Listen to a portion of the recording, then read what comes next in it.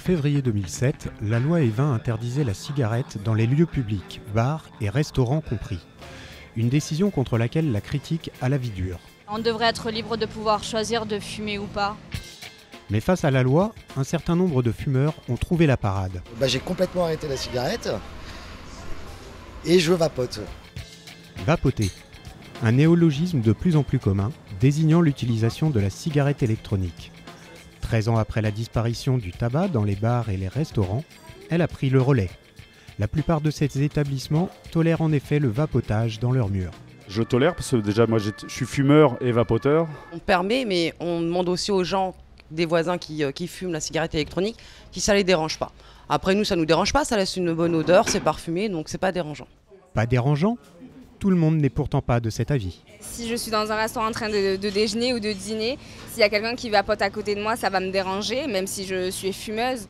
Un sentiment d'inégalité face à la loi, aussi, semble naître face à ces nouvelles pratiques. Si c'est interdit pour nous, fumeurs de cigarettes normales, ça devrait être interdit pour les vapoteurs aussi. En intérieur, on n'a pas le droit de vapoter théoriquement.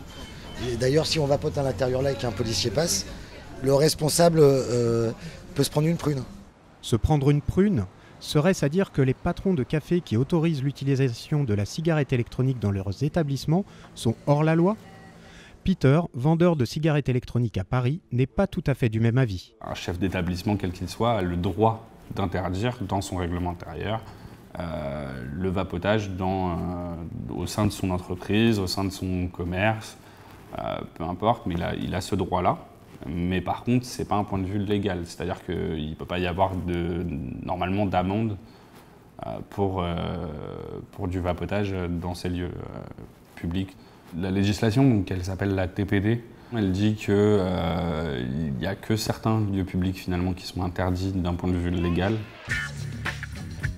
La TPD, c'est une directive européenne intégrée à la législation française par l'ordonnance du 19 mai 2016. Elle modifie le code de la santé publique au sujet des produits du tabac et assimilés. Concernant la cigarette électronique, le décret d'application, en vigueur depuis le 1er octobre 2017, précise que les lieux de travail soumis à l'interdiction de vapoter s'entendent des locaux fermés et couverts et affectés à un usage collectif, à l'exception des locaux qui accueillent du public. En d'autres termes, bars et restaurants, mais aussi stades, hôtels, administrations ou encore hôpitaux ne sont pas concernés par cette interdiction.